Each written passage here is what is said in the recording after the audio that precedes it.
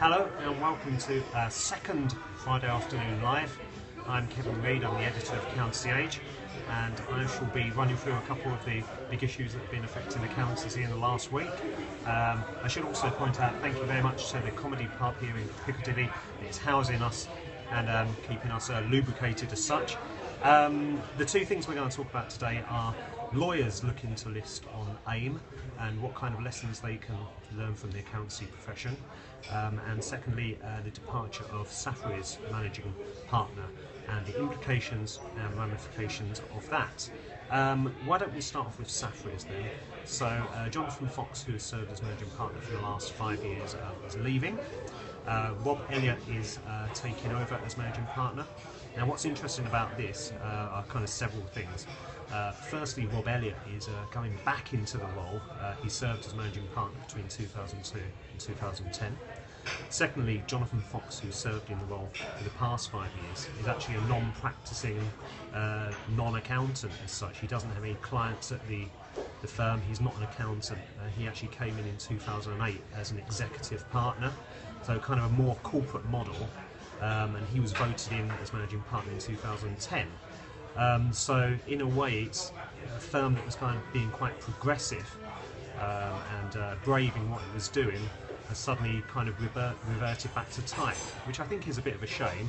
Unfortunately I've not had the chance to speak to Rob about going back into the role of managing partner and what that all means, but hopefully we will be doing that next week.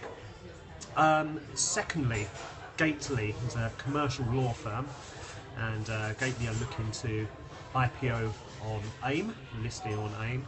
I think that's really interesting. Obviously this is kind of possible under the Legal Services Act, which has kind of opened up ownership models for law firms and the offering of legal services. Obviously we've been through the mill on this in accountancy with Numerica, Vantis, RSM 10 on.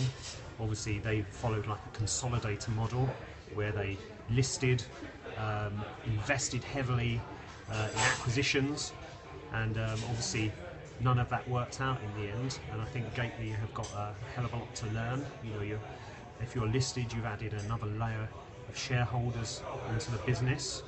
You've then got to work out how you keep partner remuneration up.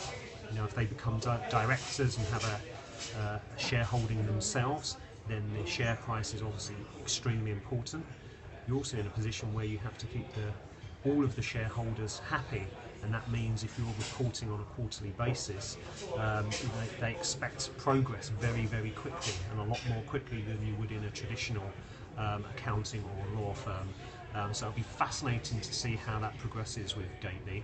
We might even see a position where perhaps if they go down the acquisition trail, maybe they'll look to move into accountancy. We don't know about that, but I'd imagine there'll be quite a few accountants reticent to move into a listed firm as a quasi-partner, but we shall see how that all pans out, and I'm really looking forward to watching that. Next we spoke to the guys at Accountex, the accounting practice technology show that was in very sunny Excel this week. There's a story up on Accountancy Age at the moment where you can access some of the videos of our interviews with some of the software guys and their thoughts on the issues that are affecting you as practitioners, and of course the solutions that they have to those problems. So visit that. Another important thing is on Monday we're running Young Professionals Day across both Accountancy Age and Financial Director, so we'll be putting up the all-important 35 under 35 list of kind of young, aspirational and the movers and shakers of the accountancy world across both practice and finance. So please keep an eye out for that. I don't know if we've had any questions in. My trusty cameraman Richard, my deputy, which is a shame, but you know, you can always send questions through to me on Twitter during the week and I'll try and answer those on our Friday show. Last but not least, congratulations to Helen Brennan, who's a Twitter friend of mine and a real life friend, she does exist, who's been voted onto ICAW Council. So well done, Helen. I hope that's given you a bit of insight into some of the issues that we think are interesting on Accountancy Age. Keep an eye on our website, and hopefully we'll get interviews up with Saffery's new old managing partner, Rob Elliott. And if you follow us and Legal Week, you can keep a close eye on the affairs of Gateley and their process by which they IPO. Anyway, hope that's been of interest. See you next week.